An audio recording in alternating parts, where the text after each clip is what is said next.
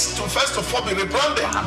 It said it's going to be putting Nigerian labor, Nigeria content and materials first. If you say Nigeria first and it is just us down here that, are pushing that agenda, it's going to be a big struggle. Do you think Nigerian firms, Nigerian organizations should start looking at getting their staff involved in this market or buying to keep for their staff? Within this side, let's also learn citizens promises. See something. This is Souk business landscape.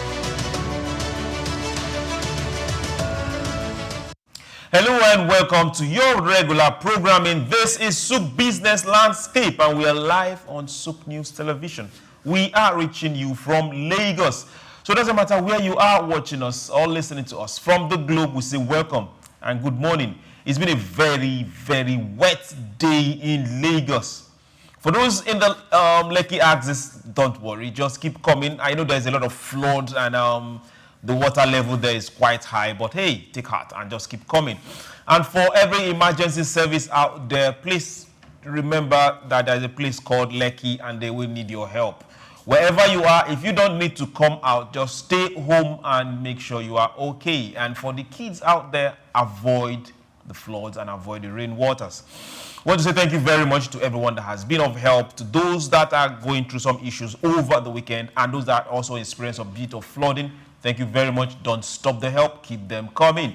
This is Souk Business Landscape, and today we'll be going through beautiful stories. Some we need to talk about, some we'll argue about, and some we'll put right in your face and ask direct questions. So you need to come and be part of it. World Bank, what are they doing? There is this particular health, in quote, loan, but should it be a loan? We'll get to talk about that. This is the second phase of it, and Nigeria is involved. We'll also be looking at the housing rent issues in Lagos. It's gone high. People are paying as much as 100% right for what they paid before. We'll also be looking at bilateral relationships between Congo and Rwanda. The war needs to stop. Businesses need to grow. What exactly is happening there? It's Souk Business Landscape. We'll talk about all this, and we need you and your input to be part of this. So go on our social media handles, Souk News Television, on all the platforms. Follow us, comment, drop your words, and we will get back to you and reply as soon as we see yours. Don't go anywhere. My name is Chooks, John Rogers Chooks. I'm not here alone. I'm with the fair one, and this table is going to be beautiful today. Your Excellencies, join me as I welcome on Souk Business Landscape on this rainy day. Priye, good morning. Good morning to you, Chooks. How are you doing? I'm okay. In fact, today in SBL, our conversation is going to take a different turn, just the way the rainy Monday, has, determined how our day is going to go. So it's quite a wet Monday. It's not just a wet, it's a flooding Monday, drenching Monday. How did you survive it? How did you get here? In fact, if I start my story now, I don't think we'll exhaust it. No, I have to carry a change of clothing. I had to wear a different sort of clothing when I was leaving. I knew I was going to get drenched, and I was in the rain. You hardly could see vehicles coming, and you got into the rain. I got somewhere. Before I could take shelter, I knew from 8 to 2 I was drenched. No problem. We are not salt. We're not going to melt.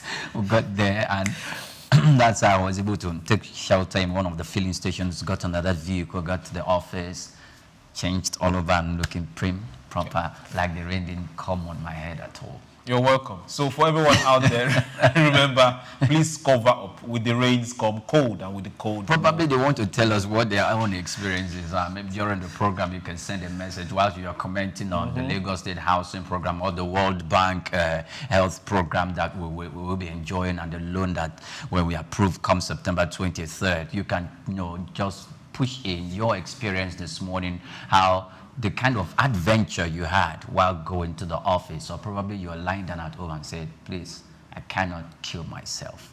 Okay. While you're not killing yourself, we'll go on a very short break, and once we return, we'll hit our first story. Don't go anywhere. Think like that because it's the mind that needs to first of all be rebranded.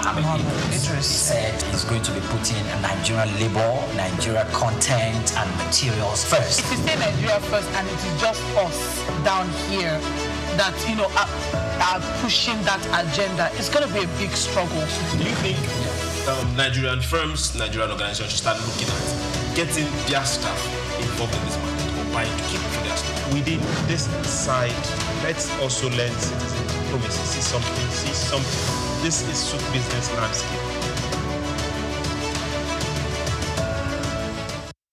Welcome to Femi Walsh Limited, owners of Souk TV Lagos, Our Radio Lagos, Kaswa Radio Kano, and of course Emirates TV Abuja and Dubai. Our niche market for media is business, economy, and development. At Femi Walsh, we promote your company's products and services using our world-class facilities. From Our Radio to Souk TV, what you get is nothing but the best of the very best. And if you're looking for the premium production firm for your events and corporate coverage, think no further, because we offer you the best of industry stuff. With high-definition cameras ranging from 4K to 8K multicam setups, high-directional microphones, and real-time streaming encoders, we give you a production like none other. And if you're looking to produce podcasts, adverts, and documentaries, our team of experts will ensure that you convey your message clearly and professionally. Femi Walsh, Global Vision, Local Impact. On the 19th of August 2025, Paris will come alive with the prestigious People's Choice Governors Awards taking place at the Gauche Hotel, Paris. The prestigious People's Choice Governors Awards is designed to celebrate governors who have contributed immensely to their states in different countries across the world. If you are a governor who's gone above and beyond to deliver transformative projects in your state and country, then this award is for you. To partake of the Governor's Excellence Awards this year taking place in Paris, all you have to do is send an email to souknexus.com with the words, "I accept," and we will get right back to you. You can also send a WhatsApp message to the WhatsApp number scrolling on your screen right now. You don't want to miss Paris for anything, and we are looking forward to celebrating you and your achievements this year. So contact Souk Nexus to make that happen. Take Nigeria because it's the mind that needs to first of all be rebranded. He said he's going to be putting Nigerian labor, Nigeria content and materials first. If you say Nigeria first and it is just us down here that, are pushing that agenda, it's going to be a big struggle. Do you think Nigerian firms, Nigerian organizations should start looking at getting their staff involved in this market or buying to keep for their staff? Within this side, let's also learn citizen diplomacy. See something. This is Souk business landscape. Welcome back. This is Souk Business Landscape, and to our first story for today. Yes, the World Bank is set to approve a $250 million loan to Nigeria next month under the third phase of its health security program in West and Central Africa. The credits scheduled for board approval on September 23rd, 2025 will focus on strengthening Nigeria's ability to prevent, dictate, and respond to health emergencies through improved system and regional collaboration. The facility will be managed by the Nigeria Center for Disease Control, NCDC, with the Federal Ministry of Finance serving as borrower. The loan will support disease surveillance, laboratory capacity, and the establishment of emergency operations centers across all 36 states. It will also expand public health infrastructure and boost local drug manufacturing.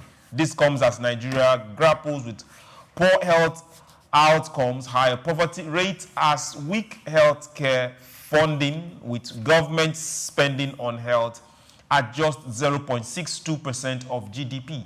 According to the Debt Management Office, Nigeria's debt to World Bank has risen to 18.23 billion, representing nearly 40% of total external debt. Yes, this is where we are right now. Priye? Yes. Now let's come back and talk about this. Now, we are looking at this particular loan, $250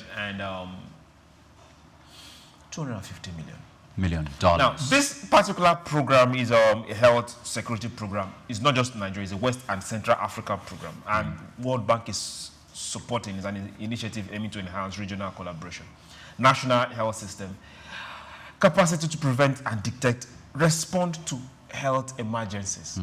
The first thing that comes to my mind is, why is it not a grant? Why is it a loan? Well, that's a very, very tactical question. And I think Nigeria on its own did not come up with this program. I don't know if you understand. Yes. On our own, we didn't say, okay, this is the program we want to do, this is what we're trying to achieve, give us this loan. But this is a collaboration with other African brothers and the World Bank and some other donor agencies, not just World Bank. So now we are trying to ask, why is it a loan? Why is it not a grant? Okay. First of all, if I am to speak from that perspective, why it is a loan and not a grant, do remember that in the Sustainable Development Goals, eradicating poverty, making sure that education and literacy rate, goes up.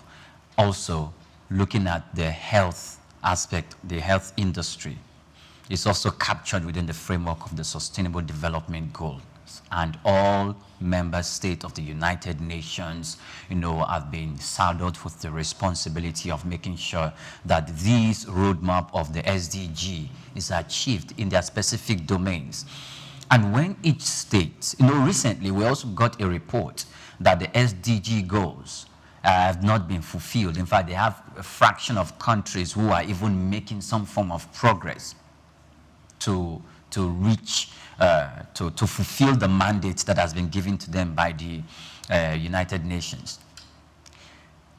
And we are having this loan issue at the moment. I'm thinking that the Brentwood institutions are trying to play their role to enable these member states, most especially in the African continent, to bring some form of capacity support, which actually matches the question you're talking about, some form of capacity support in terms of funding to take care of some emergency gray areas, of which health is very, very significant. Now, if you look at what parts, the aspect of health that they are dealing with health issues as relates to the Center for Disease Control.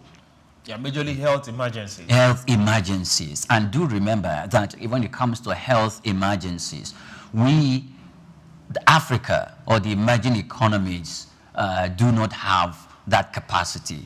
Most of them. No. When I say do not have that capacity, looking at it from the orthodox perspective of having medicinal value. So now we're not started going traditional now at the moment. Okay. So they are in that aspect bringing out the support, but. If you are in order to make these people accountable, because Go I'm trying to answer your question and whilst I'm laying down premises. Okay. In order for them to make these emerging economies and the governments in these regions to be accountable, they have to give it as loan, not as grants, which have the tendency to be subverted or misappropriated, even though most loans sometimes have been misappropriated. But at least if these agencies, like the National Center for Disease Control in Nigeria, that which belongs to Ghana and other African countries, are direct recipients of this monies, is going to reflect in terms of equipment, infrastructural development, and also supporting local manufacture of drugs, because it's completely stated as one of the reasons, as local manufacture of drugs. Okay. Yes, in this climb, in these emerging economies. Okay. And if that is going to, if you give them on the basis of that, of course, no matter how small it is, it should reflect in the health industry of these member states. Okay. If we do not see that, then they know they are going to pay back, and I don't think I will go against the initiative of the Brentwood institutions of making sure it is a loan and not a grant. Okay. Now, just like we said before, it's not just World Bank that is part of this particular initiative. There are also other donor agencies. Now, if you identify a problem on your own side and you want to come in and be part of the solutions to that problem, do you in any way make it cumbersome? Or do you make it difficult for the solution you are about to proffer to turn into a burden on who you are providing a solution for? Knowing fully well that the African countries, both West and Central African countries, that you are trying to help solve a problem are already indebted to you and some other organizations, some to the tune of almost their GDP. And now you are still adding this as a loan. Yes. Why? It's to make them responsible. The ones make them accountable. Now, if you're make them responsible, make them accountable. Making them responsible, making them accountable. The loans that they've taken from you before, you're still giving, they are not responsible for that. No. So is this what will make them responsible? They are not, when they give out Hope loans, you know they are interested on these loans. Of course. Good. So you're coming to make money off them. Do we need it? You should answer that question. Do we need it? I think we need it. Are you sure? We have sat on this table where we have constantly had conversations about the Nigerian or the continent of Africa health program and the health program roadmap that should be put out as a blueprint by African countries, and most especially Nigeria. And we want to see that reflect where the primary health care centers, which is one of your most significant concerns, are to be seen participating in when it comes to health service delivery in Nigeria. Okay. And each administration that comes onto the saddle have programs highlighted for them. The Renewed Hope Housing Program, Renewed Hope Health Program, Renewed Hope Financing, Renewed Hope Funding, the NEL Fund. All these are strategies and programs that the administration has set in line to make sure they achieve their goals, manifestos to meet the need of the people of the Nigerian people. Now, for health, you know that we are not doing much, and for the little progress that we have achieved, the Japa syndrome has taken some of our best brains and manpower away. So if is this loan going to bring them back? Oh, of course, this loan is going to attend to a whole number of things. This loan is not going to bring them back. No, it's not going to bring them back. However, it's a part of it, or a chunk of it, is also going to be allocated to training manpower. It takes local manpower. It takes 3 years to train a diploma nurse. Yes. It takes 4 years to 5 years to train a BSc. How long does it take for housemanship? It takes 6 years to train a pharmacist. How long does it take for housemanship? It takes 7 years to train a medical doctor. Yes, how does it take for housemanship? Is this going to bring that? Every year, fresh graduates in the tertiary Nigerian institutions, both federal and state government, with specifics to the health sector, are being churned out as graduates, and most of them need to go through phases of training. Does this loan affect them? Of training. And when this training comes, there are other aspects that are to do with bringing up their capacity, with capacity enhancement. Okay. I don't know. Can we circle this way? Okay. Now, if you remember when we had the Ebola crisis, yes, the country was very proactive, thanks to a few people. We still remember them and immortalize their names. Now, this is what we should be looking at. We had medical emergencies? Yes, we had a cholera outbreak some time ago. We had monkeypox. We had some other ones that we could not really explain. We had arthritis or it should be arthritis that's caused by heat. We had some other infants.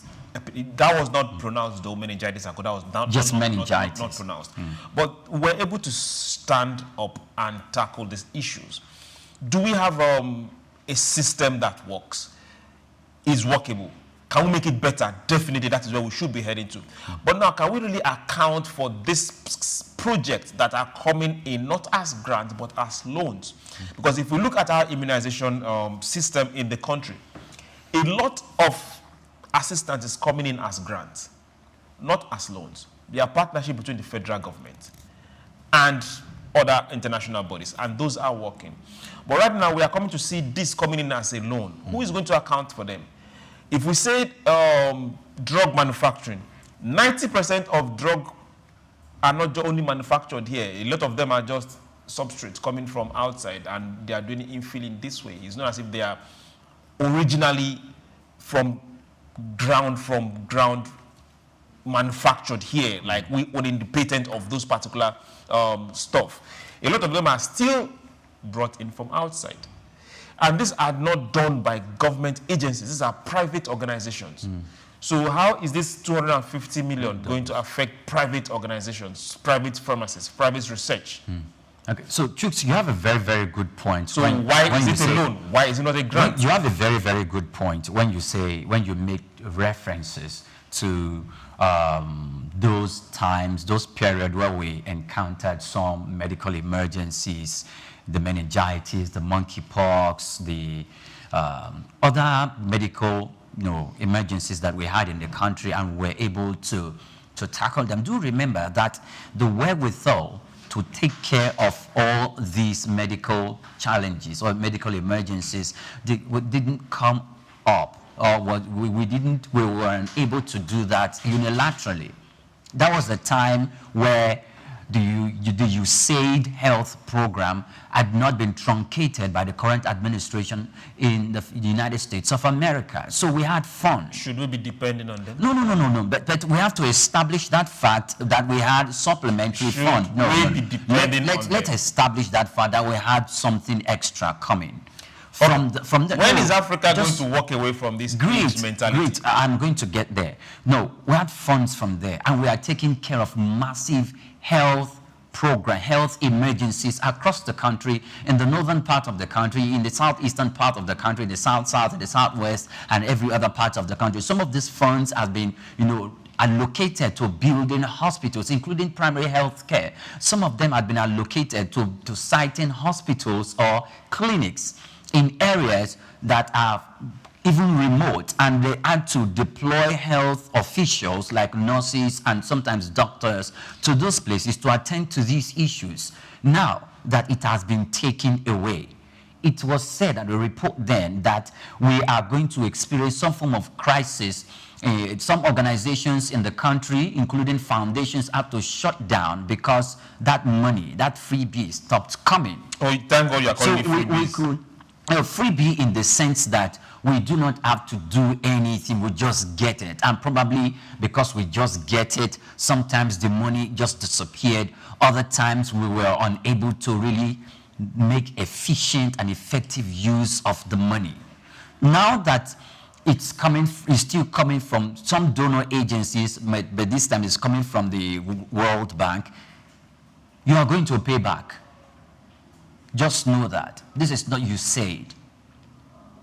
So, administration by administration, it's going to come up. Yearly budget-wise, it's going to come up. When it has finally approved in September 23rd, we are going to deploy it to the strategic health sectors and areas where it's going to be utilized. And I dare say that we are not making a mistake. The fact that we are directing some of that chunk of the money to the CDCs, which I think not just some major part of it, to the CDCs, and it's going to go by regional basis, the south, the southeast, the southwest, the north central, and all of that, so that we have health areas or CDCs areas that will cater to the needs of those contiguous states that form those regions. Then we'll be looking at health, pharma, the 2022 Pharma Roadmap, which is a program in Nigeria that will be taking care, that is going to be managed by other health experts too. Now, I'm not saying totally, completely, this $250 million, $50 million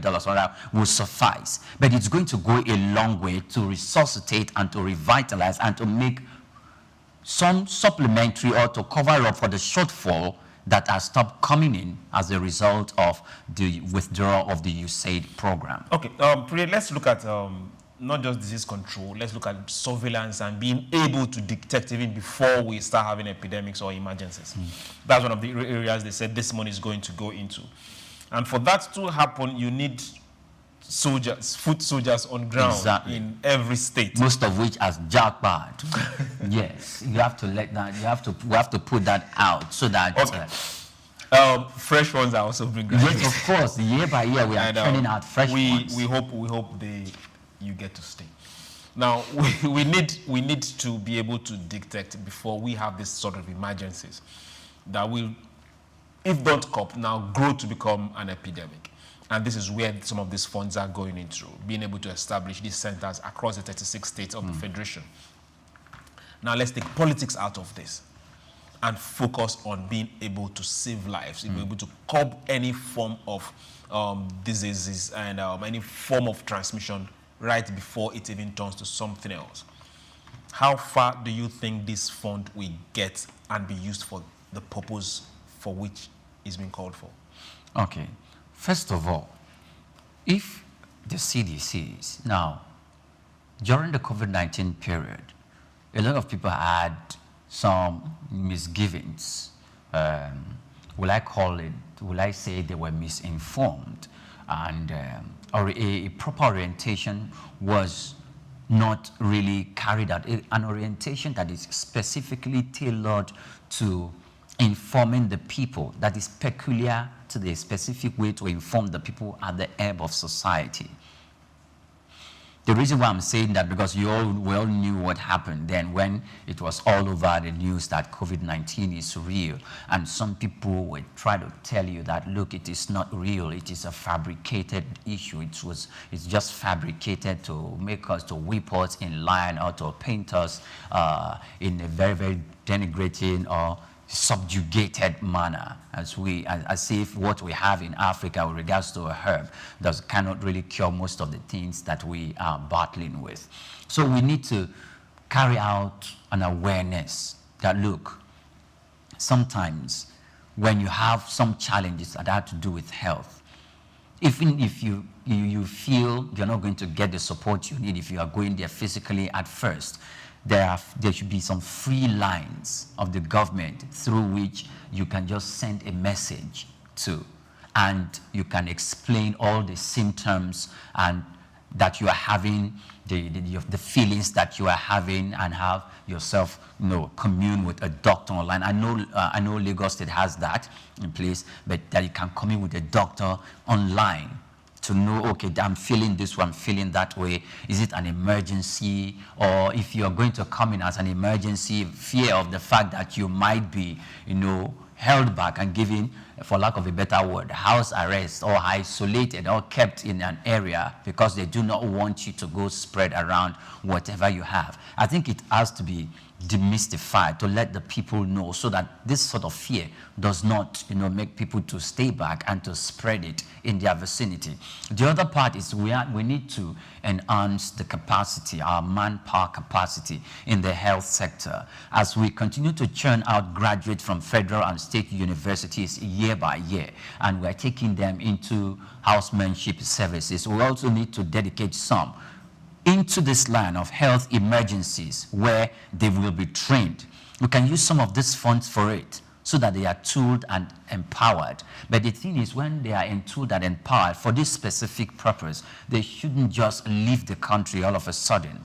The other part is to make sure that we are not lacking with regards to manufacturing pharmaceutical products right here in Nigeria. We also need to, put out that agenda to let the Brentwood institutions and the big pharma companies that, look, it's not enough for you to be donors, to give us grants. We appreciate it, to also give us loans. We will need you to come build one of your pharmaceutical plants here to manufacture locally. I know you're smiling why should they do that? You think they will never do that, because if they do that, they are going to lose the market.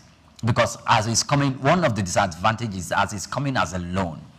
And if we need to purchase some of these tools, equipment, and to purchase some of these pharmaceutical products, we'll still send the money back out to purchase it from these big pharma companies. So as the money is coming in, they are going to get it back, and we are going to be left with paying the debt, which is inversely to put the country more, or the African continent more, into indebtedness. That is your logic for the argument. But you know what? The government of African nations need to put it out there that, look, support this agenda in this way. Now you are giving us loans, and you are the loans are tailor-made to the health sector, because you know that when it comes to health, most African countries are depending outside of the continent of Africa. They have not been empowered in a way where they can produce their own drugs or pharmaceutical products locally. And that is the Achilles heel for the African nations. Health security is one sector or one particular issue we will never shy away from. And we on this side, we believe that Africa and Africans should rise to the challenge. It's your health, it's your responsibility. People shouldn't be dictating and telling you how to live healthy, stay healthy, and take care of yourself from outside this place. And you shouldn't be collecting some particular loans to add to what you have already. We need to stand up and think. Let's get to our second story before we head to the break. Now, this is all about housing. What exactly is happening in Lagos? A new State of Lagos housing market report has revealed that many families now spend up to 70% of their monthly income on rent, leaving little for basic needs. The report highlights stagnant wages, arbitrary rent hikes, and speculative land buying as a key drivers of the crisis, making home ownership unattainable for most residents. It also points to the lack of mortgage access, high down payment, and developers prioritizing luxury homes due to better returns. The study found that even in remote areas, land prices remain high due to speculation and expected development, while affordable homes are located far from jobs, increasing commuting costs. Barriers to affordable construction, including soaring material prices and limited incentives for developers, further reduce supply. The report concludes that Lagos' housing crisis stems from economic stagnation, weak regulation, and market failures, resulting in worsening housing insecurity and growth in informal settlement. Pray, here we are. Again. Real problem facing real people on a real day. Now, in the last 2-3 years, some particular locations in Lagos have seen their house rent hike 100%. People sometimes try to shout and call upon government and landlords and property owners. But at the same time, we forget that just like landlords and property owners, they are also affected with what has happened, the economic downturn in the country. First, Naira devaluation. People don't put that into consideration. That Naira devaluation has made every single thing to more than double. Dollar went from 300 and something to 600 and something to 800 and something. Now it's a bit stabilizing at 1,530.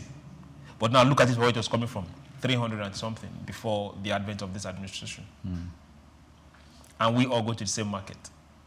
Before now start talking about construction and all that. How are Lagosians coping with house rent? Of course, you know that one of the biggest challenge in Lagos are 2-3 things: housing or house rent, transportation, and feeding.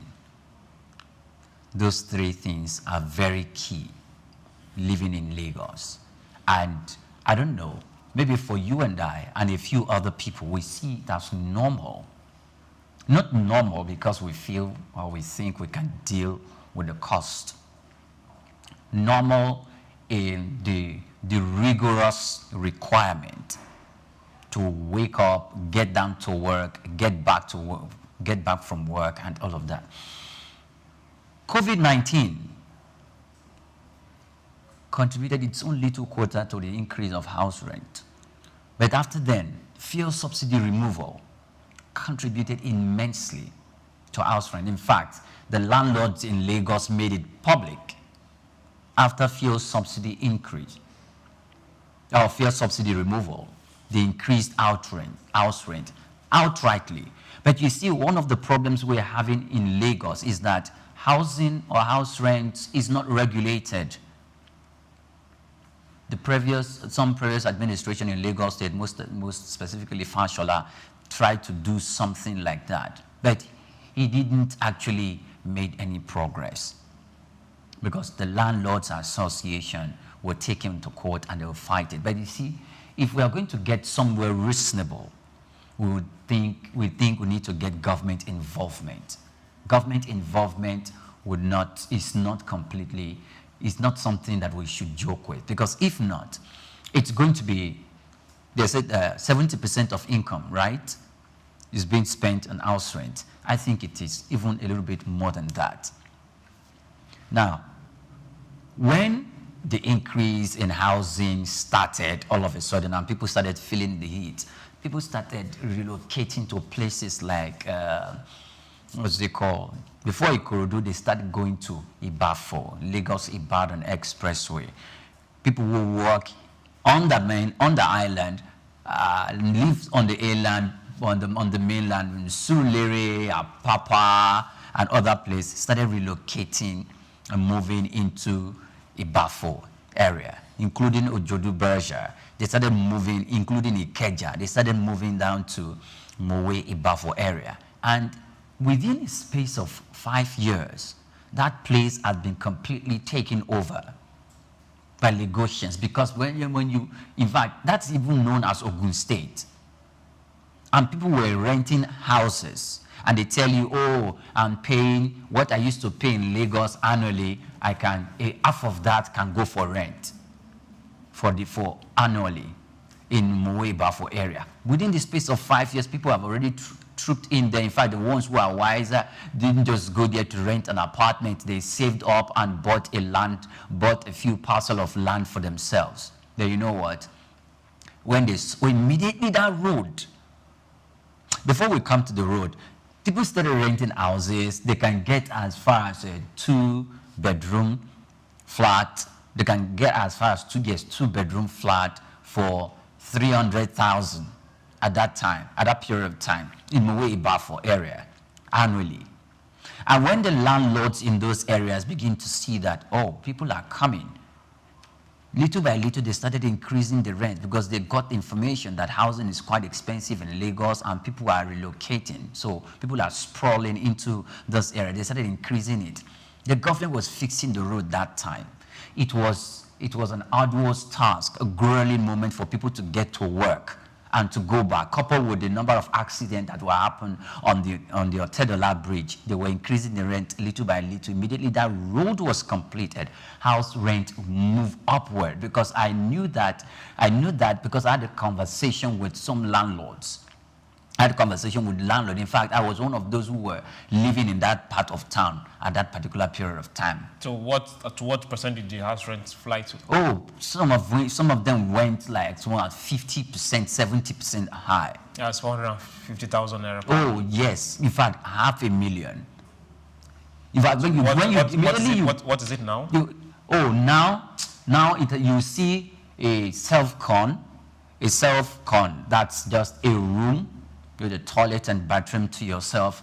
If you want to get it, if it's somewhere at Wawa, if you want to get it for yourself, you pay nothing less than 500,000 yearly.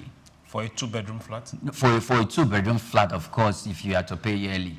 If you're to pay yearly, it should be like $1 million, between $1 million and 1.2. If it is in Wawa area. In Mowe Ibafo?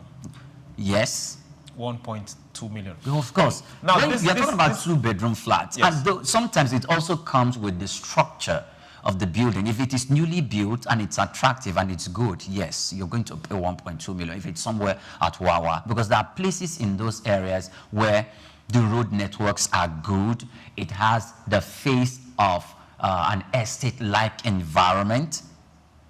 Okay. So the prices are going to go with is going to go with the attractiveness and the appealing environment and the serene environment. Okay. Now, what about this? Some people are also looking at it as demand and supply. You have a lot of people coming into Lagos on daily basis, yes, and they have to get a place to live, to live, to sleep. And the houses are not increasing as fast as the people are coming in. So could that also be a contributing factor? Of course, congestion. When people come to Lagos every time and they see that you are a landlord and your house is for rent, a day you have 10 people come to make inquiries about those houses. Or probably you put your details online and you are getting calls. And not only calls, you are liaising with other landlord associations in different environments, in different parts of Lagos. And these landlord associations within themselves seem to have pegged a price for themselves that nobody gave it to them. They just came up with it. And if you're talking to them, they tell you materials in building houses are quite expensive. They give you. Are they not? Of course they are, and they have their own contribution to the housing price. But is it commensurate, or is it they are just inflating the prices because they want to get? What role does land valuation? Because also that has also gone up. Oh, of course. In fact, apart from after Mowe Ibafo, the next target was Ikorodu, and a lot of people flood down there. Sprawled. In fact, they opened up that place. If you go to Ikorodu, I like the fact that Lagos, it gets to an extent where you see congestion becomes very, very obvious, and it's like water. It's going to create part for itself. And right when the congestion is out there and you hear public outcry, before you knew it, there's another aspect has opened up. That's how Ikorodu itself opened up. And immediately the government fixed that road because that road was going to be tolled.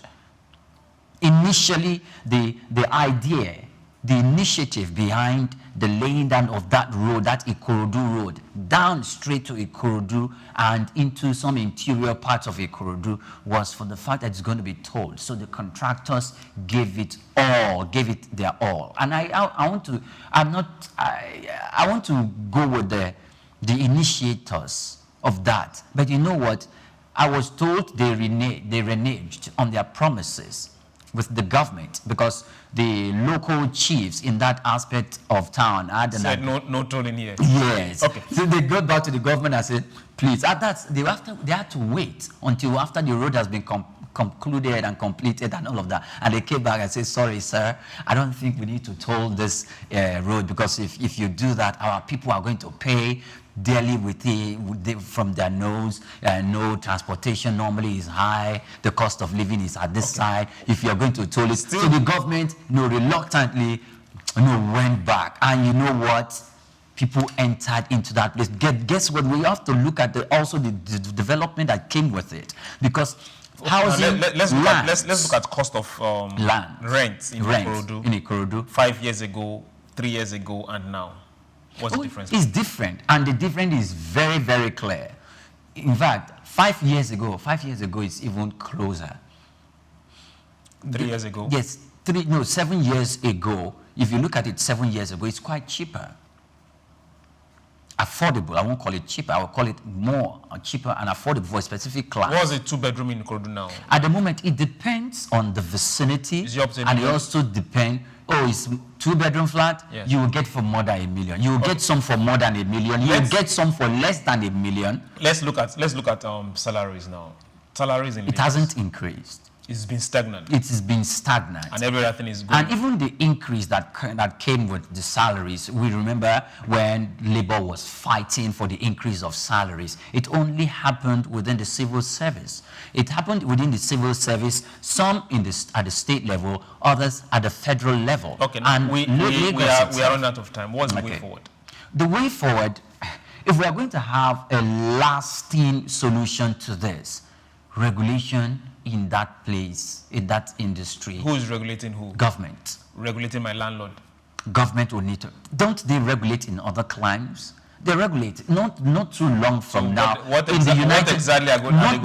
long from now, the United Kingdom had to cut down. In Canada too, they had to cut down on rent. They had to cut down about 10-15% went. But when we are talking about regulation and how some other clients are cutting down on rent, we need to look at it critically itself.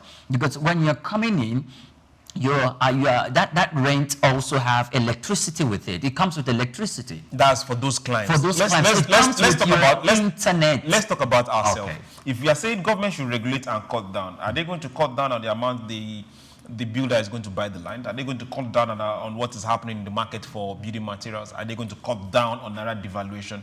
So if you don't cut down on all this, how is it that after building, you are telling the person that built to cut down? Okay, and that needs to start from the initial stage where the government will need to propose a kind of buildings and structures that needs to be on ground.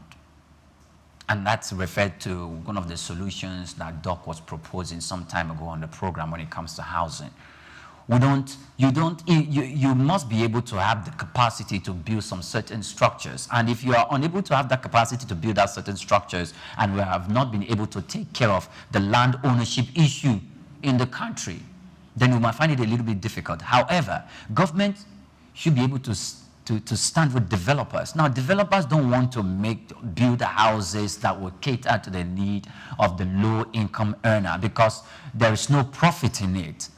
The time for making back your profit is quite a long period of time, and developers do not have that patience to wait to get their money, except they are going to build structures, long-lasting, durable structures that can cater to the needs where you have vertical structure. Even if you're going to have that vertical structures, how many developers have that capacity? And even if they have that capacity, they're not going to look at building the house somewhere in Ajegunle or somewhere in Orile or some other places where the elites or the high and mighty don't live in, because they will need some form of incentive. So the government will need to sit with its developers and investors in that specific sector and inquire about the incentives that they will need and develop a policy framework that can give them those incentives.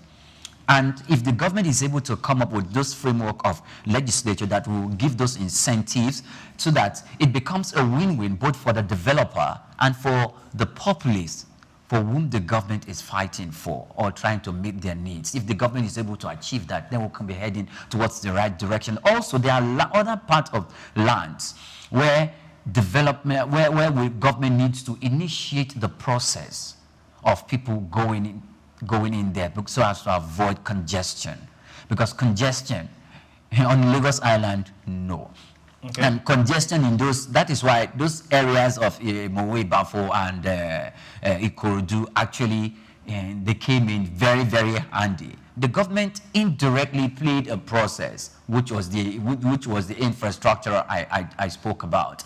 And if we have other monarchs, most especially in Lagos Badagry Expressway, the government has been laying roads. If the roads are going to continue down there, because of easy access of those places, the landlords will want to. In fact, it's not want to. They've already started doing that, taking the rent high up there, and they're looking at the rail coming to that area. Okay. In Festac area too, and the housing is just going to run up. But are they responsible? These developers, were they responsible for laying down the infrastructure? No, but they take advantage of the presence of the infrastructure that the government has provided to increase the house rent. And if the government is going to come in and say, look, you did not provide it, I did, and you are taking up the house rent, we need to come to the table to talk. But you see, sometimes the government will not want to even do that because the government will feel that I don't want to jeopardize my coming into political office come the next political elections. So the government, by the time what are they called now? The Association of Landlords, show their fans, look, we're going to buy it. The government shies back. No, we need to be in power. And because they want to be in power, they will shy away from making such laws that will really checkmate the landlords. Okay. Checkmating the landlords is pre-stand. But with infrastructure, with opening infrastructure, opening locations, the value of land and properties also appreciate. Exactly. And when they appreciate, the owners of those particular properties will ask for more money, be it rent, be it buying of the land.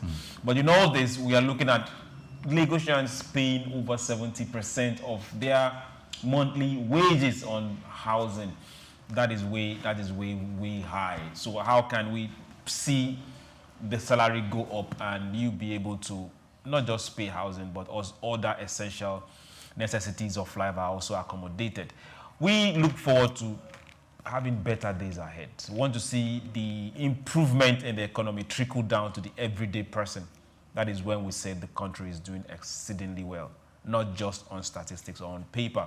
We'll go to our next story, but before we hit that, let's go on a short break. Don't go anywhere. Take Nigeria because it's the mind that needs to first of all be rebranded. Said he's going to be putting Nigerian labor, Nigeria content and materials first. If you say Nigeria first and it is just us down here that, are pushing that agenda, it's going to be a big struggle. Do you think Nigerian firms, Nigerian organizations should start looking at getting their staff involved in this market or buying to keep for their staff? Within this side, let's also learn citizen diplomacy. See something. This is Souk business landscape. Property, a unique blend of architectural design, stunning locations, and thoughtful details. It plays a vital role in our life, providing shelter and security, wealth creation, and a sense of belonging. Properties leave a legacy for future generations, create business opportunities, and convey social status. The real estate market is constantly evolving, with trends and prices shifting in response to economic, social, and environmental factors. In-demand properties include sustainable homes, multi-generational homes, urban condos, and suburban single-family homes.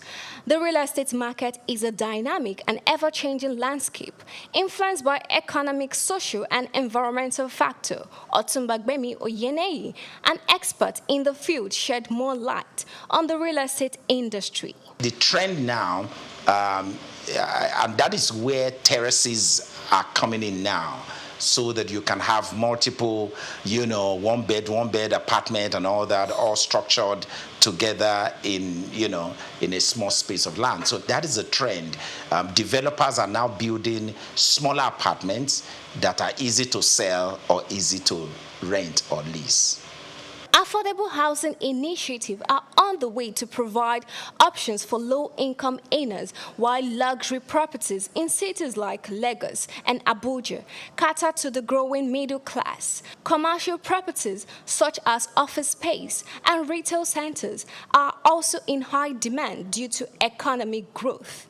Globally, sustainable living and smart homes are gaining popularity, with eco-friendly properties and integrated technology becoming increasingly desirable.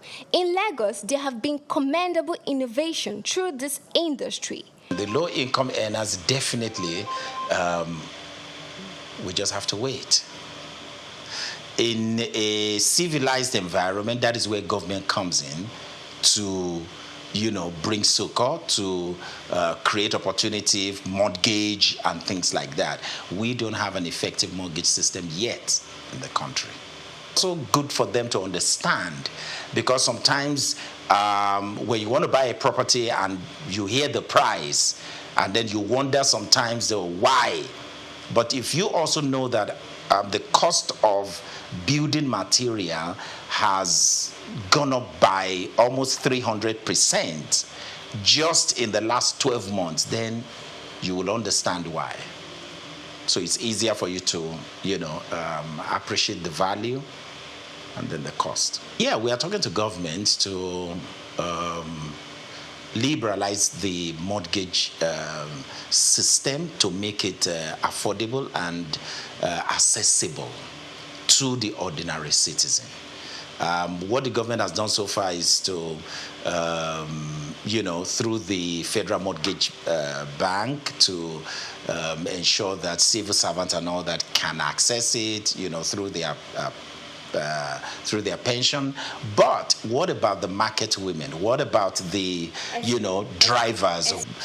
Recently, the government is actually trying to do something in that regard to make housing. In fact, there is a program now where the government want to set up or construct 1,000 housing units in every state. A committee is already set up and they are already going around all the states for the state governors to allocate, land where this is going to take place. So government is already doing something on that. In other parts of the world, median home prices vary widely, ranging from $200,000 in the U.S. to over $1 million in cities like Hong Kong and Singapore. Understanding this trend and cost is crucial for buyers, sellers, and investors to make informed decisions and capitalize on emerging opportunities in the ever-changing real estate market. Praise Matthias for Souk News.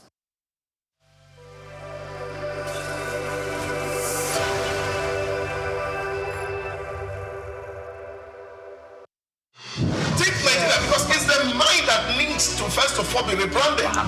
Idris said he's going to be putting Nigerian labor, Nigeria content and materials first. If you say Nigeria first and it is just us down here that, are pushing that agenda, it's going to be a big struggle. Do you think Nigerian firms, Nigerian organizations should start looking at getting their staff involved in this market or buying to keep for their staff? Within this side, let's also learn citizen diplomacy. See something. This is Souk business landscape.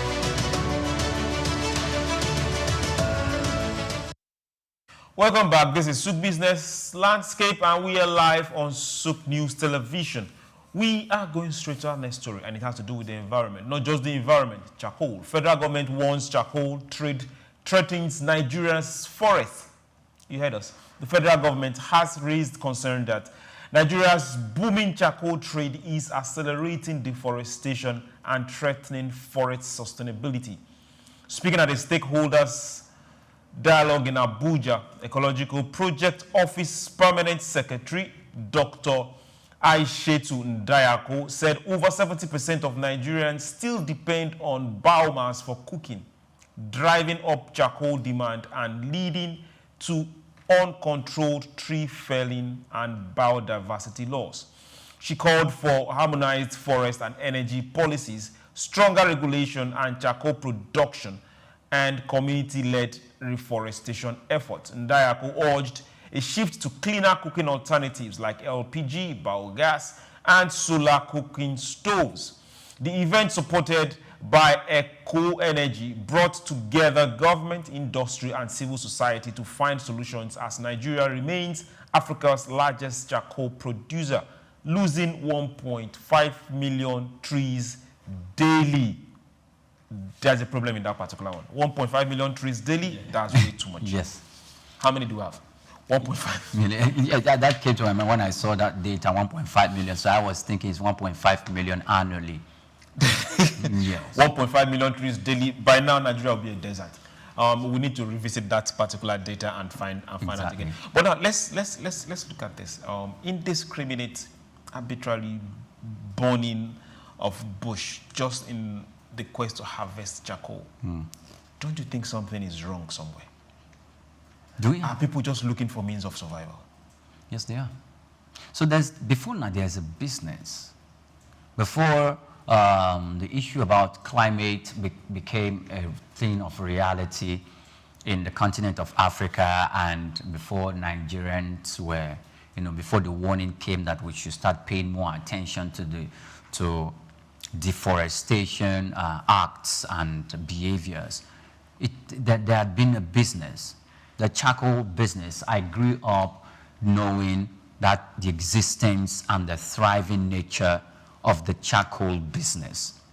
I grew up knowing parents who were sending their children to school doing that business, who have trucks of charcoal suppliers coming to drop bags of charcoal in their shops and their houses for them to sell to the people who sell roasted meat by the street corners, who fry bean cakes at the street corners, who sell roasted plantain, who sell fried yams and potatoes I will do all sorts of businesses. People will run canteens and by the roadside, or for, let me not, if not called canteen, maybe the one popularly called Buka or Mama Put.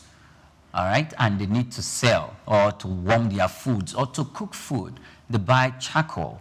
In fact, they even have a stove carved for that purpose, for the purpose of burning charcoal, and they sell that. So, and you can almost find these people at every street corner in Lagos State, and most of what they use is charcoal. So that you could see from that the business is booming and high. But at the rate at which we are harvesting this charcoal and using this charcoal, it has become detrimental, not just to the forest, but also to the animals and the biodiversity that we are losing. And also as we as people, let's leave globalization, let's leave the green energy, let's leave all that. Let's now look at our lives right now. Okay. Growing up, the first time I traveled between Lagos and the north, you could tell when you've left the north. You could tell when you've gotten to the middle belt. You could tell when you've gotten to the west. The forest before Akure and Edo was covering. I can still remember very well that by the time we drove into some of those thick forests, the place was dark. During daytime. Yes. It took a while. It took a while for us to drive out of a lot of those grooves. Yes.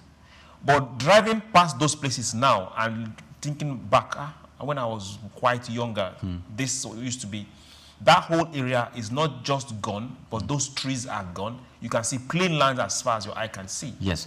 And these are things we've lost both to logging and charcoal harvesting. Yes. And the animals that are there, where are they now?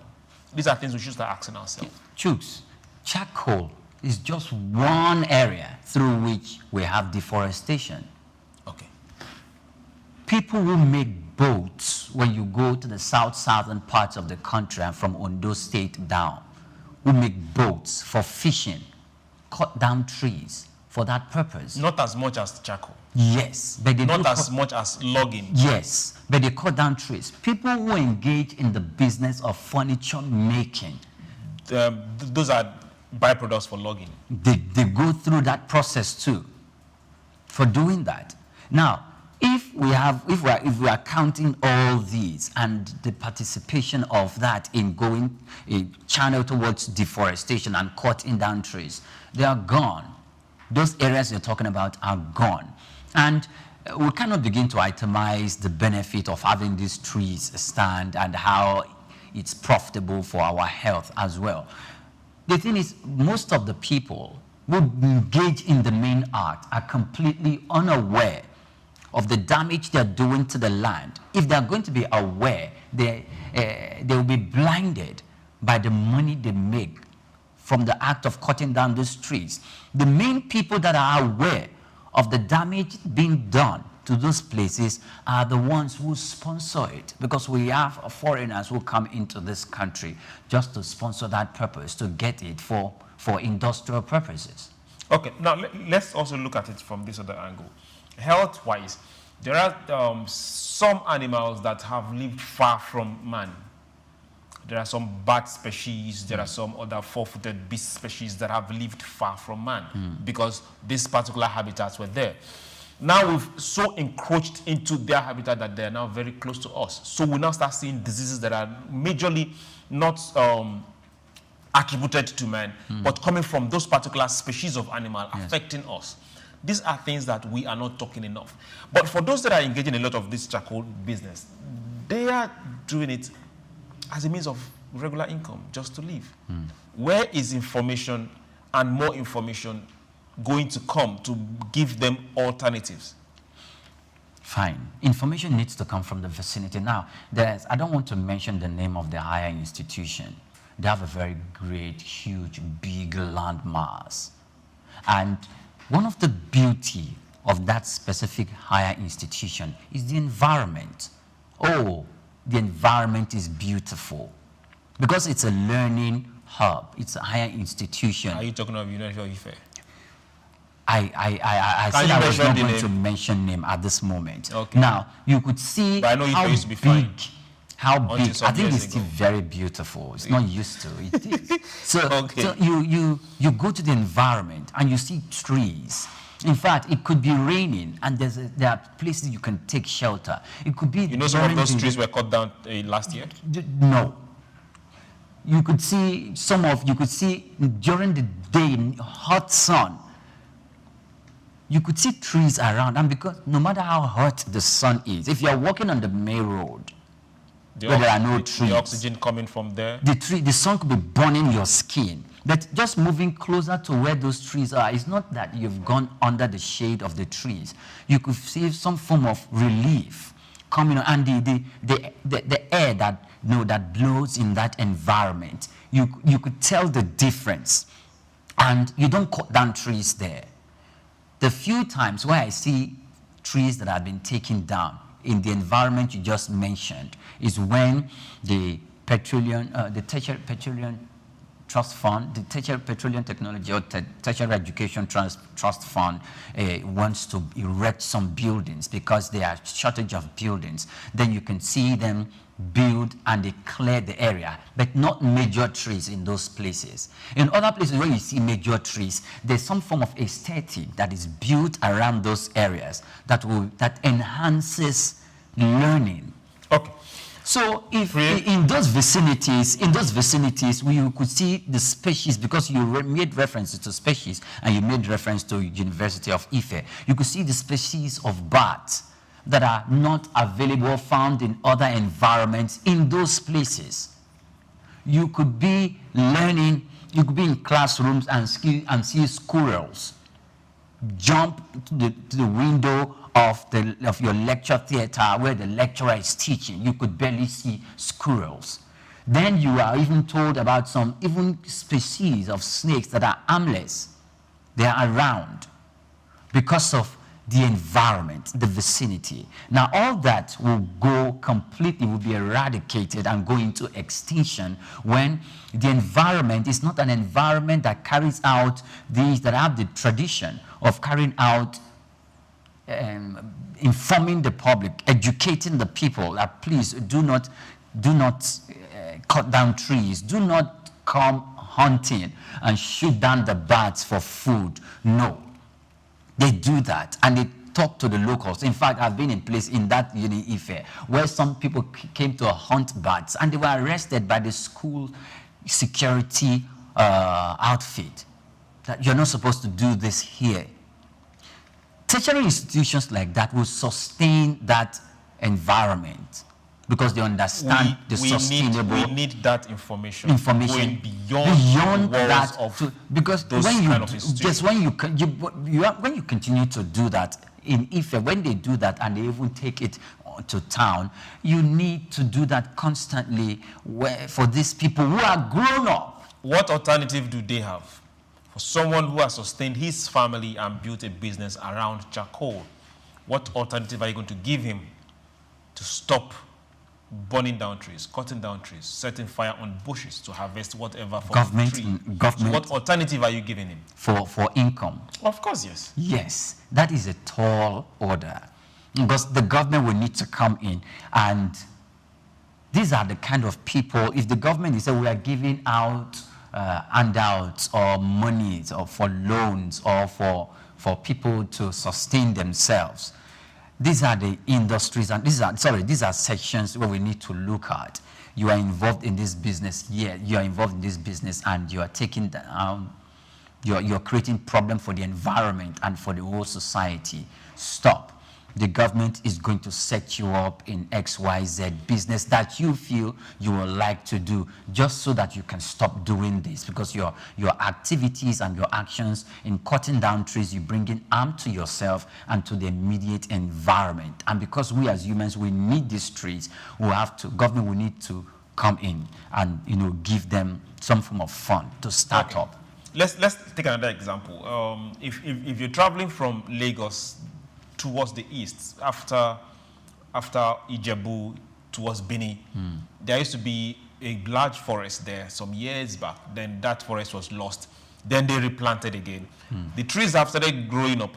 But now we are seeing people going down to fell those particular trees and use them for electric poles. Who plant them? Who plant? Government and government planted it, those areas when it was government when extinction took over. When government replanted. When people decided to. So the government had replanted a lot of those trees. Yes. Several initiatives also came in planting some of those trees. But now we're also seeing some of those trees being felled for electric poles. The government that did the planting must have carried out an education and awareness creation in those areas. One, not just that.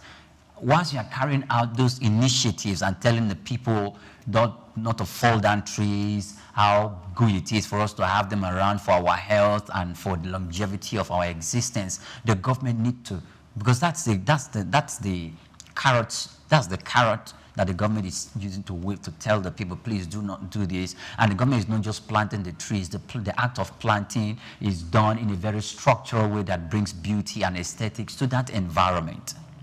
In fact, no matter how uneducated some people are, when they see the structure and the way the tree planting is carried out, they will know this is deliberately done. So ignorance cannot be counted as their actions for falling down those trees to use them for electric poles. Whilst the government is doing that, government also put it across that, look, if by any means you're caught falling down any of these trees, you will be arrested.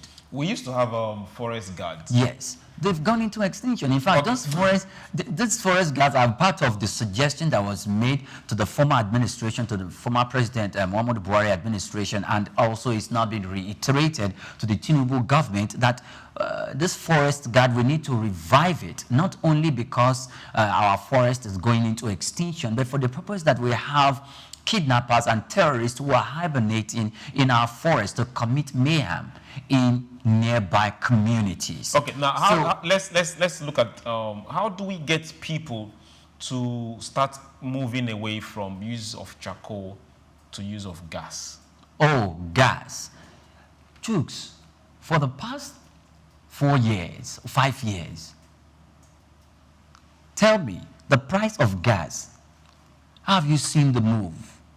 The last time I went to buy, I bought 1 kg for 1,150 naira. Okay, that should be a long time ago. Long time ago? 12 kg is 17,000 naira right now. Okay, I probably maybe for people who do not buy straight 12 kg at one time. So 1,100, maybe we should do the calculation, 1,150 for 1 kg. If we have... and there used to be a time where it was quite lower than 1,000 naira, where it was 12 kg used to be 3,007. 3,000. So we cannot begin to calculate how low. That means people were buying 1 kg for lower than 700 naira. So if we say people should start using LPG... Can they afford it? Okay. It's not a matter of cost. It's not a matter of cost. Can they afford it? What if we say, let's look at what's happening in Enugu, let's look at what's happening in our environment and go back to mining coal? No, but mining coal, Nigeria is trying to move away from the production of anything that has to do with fossil fuels. Who say we should? Who say we should? So, on whose authority should we? Remember, the government itself is getting series of loans to fund green infrastructure loan from who? From the Bretton Woods institution. Okay. The same institution that is resident where? That is not resident here. Good. Germany is the second highest coal, but now China is the highest coal. Yes. US, as we speak, are still burning coal. So why should we not? Well, why we are not doing that is what I don't know. Why we are not doing that. But does it come cheaper? Is it capital? It's capital intensive. It will not be as expensive as gas. And yes, but it will be a better substitute than burning charcoal. But gas has been proven to be one of the transition phase, and that is easy for us to transit. We are looking at an alternative. Charcoal, right? Is it going for charcoal? That the normal person, everyday person can burn. Does charcoal itself come cheaper these days? Okay. Those are questions that need answers. We'll go on a very short break, and when we return, Souk Business Landscape will be right back. Don't go anywhere. Take Nigeria because it's the the mind that needs to first of all be rebranded. Bilateral said he's going to be putting Nigerian labor, Nigeria content and materials first. If you say Nigeria first and it is just us down here that, are pushing that agenda, it's going to be a big struggle. Do you think Nigerian firms, Nigerian organizations should start looking at getting their staff involved in this market or buying to keep for their staff? Within this side, let's also learn citizen diplomacy. See something. This is Souk business landscape. When conversations around figures, I mean money, flies around, serious-minded and business-conscious people will at every point open their eyes because business ideas and opportunities can come up even at a bar. But for us, we are bringing you business ideas to your doorstep. And today I am saying welcome to Cashcraft, where we share with you tips on making money. We dig into the ordinary things around us, things we pass by daily, never knowing they could be our next income stream. My name is Grace Komolafe, and today we are stepping into the world of charcoal. Not the one you fan under your suya or barbecue, but the one that's quietly building millionaires, fueling export earnings, and heated up markets from Lagos to places like Nairobi. In the smoky corners of rural villages, behind the crackles of morning dogs, lies a black treasure, charcoal. It may not glitter, but don't be fooled. Charcoal is hot business, literally and financially. Now, before you turn up your eyes, thinking it's dirty work for tired farmers, I want you to pay a close attention, because this is business, not bush talk. Charcoal is made by carbonizing wood, burning it slowly in a low oxygen environment to remove moisture and volatile compounds, leaving behind a high carbon energy packed fuel. It's used in households, restaurants, bakeries, foundries, and exported in tons out of Africa to Europe, the Middle East, and Asia. Straight to the numbers, according to data from the International Trade Center, Nigeria exports over 400,000 tons of charcoal annually. That's millions of dollars flowing into an industry that up until now barely makes. Take Nigeria because it's the mind that needs to first of all be rebranded. Bilateral said he's going to be putting Nigerian labor, Nigeria content and materials first. If you say Nigeria first and it is just us down here that, are pushing that agenda, it's going to be a big struggle. Do you think Nigerian firms, Nigerian organizations should start looking at getting their staff involved in this market or buying to keep for their staff? Within this side, let's also learn citizen diplomacy. See something. This is Souk business landscape.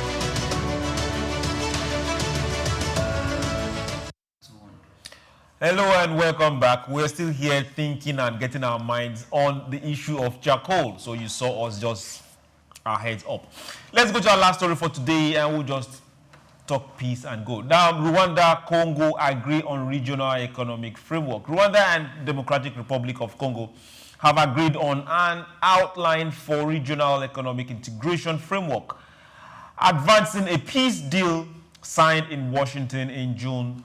The framework will cover cooperation in energy infrastructure, mineral supply chains, public health, and national parks, according to the U.S. Department. It also affirms each country's sovereign control over resource exploitation and exports, while encouraging development of domestic mineral processing capacity to curb illegal exploitation. That is where we are going to end on this particular note. Priye, we don't want to see wahala. That's the Nigerian balance, though, if you don't understand. We don't want to see trouble in Rwanda, neither do we want to see trouble in Congo. We don't want to see trouble in any African country. And for a while,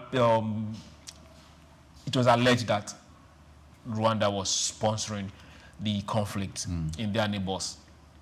Right now, we are seeing this kind of peace deal and this kind of cooperations. But sadly, on this side, we are seeing this particular negotiation happen in the U.S. So we ask ourselves, where is OAU? Where is well, let's leave that. But as long as they find peace, that is to our advantage. What do you think? They didn't trust. Well, as long as they find peace is good, but the way and manner the peace came it's an indictment to the African continent. Though we have peace, we should enjoy it, and that's the best thing for us to have right now. And these are initiatives that is just well domiciled within the African continent. Why was we so divided that the United States had to step in, brought peace, and as a result, from what translated into the from peace to peace through trade. Because we're not just going to have peace, but after having the peace, we now need to interact, but this time not the exchange of guns and barrels of guns. We'll need to interact through trade, because that gap needs to be filled. Government of settlement. Yes, settlement. After the settlement, they have trade through minerals and resources, through trade between both countries, where things can now start moving from border to border country. And the peace negotiator, don't leave that out. Yes, the peace negotiator, of course, is going to gain from the trade and from the raw materials, which is part of what was actually fueling the conflict from the onset. So it's something that African continent should be able to do, put aside, not take sides in this case, because people are dying. And the same thing almost happened in Tigray, in Ethiopia, where we had that problem. And it's an indictment on Africa, though, but it's good that we have Rwanda and the DRC Congo, where we're settled. It's a great development. Okay, nations can only progress where there is peace. On this note, I want to say thank you very much for being part of the program for today. So remember, go to our social media, all social media platforms, and follow us at Souk News Television. We will reply and follow you back. Thank you to everyone out there. Remember, it's a very cold, rainy day in Lagos. So if you live in any area that has tendencies of getting flooded, please watch. Clear up the waterways and make sure you keep it moving. For every child out there, please keep them indoors and keep them covered. It's expensive to treat cold. My name is Chooks, John Rogers Chooks. Thank you for being part of the program today. We'll do this again tomorrow. Priye? Yeah, Chooks, thank you very much. My name is Priye Kurumale. It's been a very cold and wet morning, but I hope all through the program you stick with us with a cup of coffee and you had a good time. I'm Priye Kurumale. Many thanks for watching. Take Nigeria, because it's the mind that needs to first of all be rebranded. He said he's going to be putting Nigerian labor, Nigeria content and materials first. If you say Nigeria first and it is just us down here that are pushing that agenda, it's going to be a big struggle. Do you think Nigerian firms, Nigerian organizations should start looking at getting their staff involved in this market or buying to keep for their staff? Within this side, let's also learn citizen diplomacy. See something. This is Souk business landscape. When conversations around figures, I mean money, flies around, serious-minded and business-conscious people will at every point open their eyes, because business ideas and opportunities can come up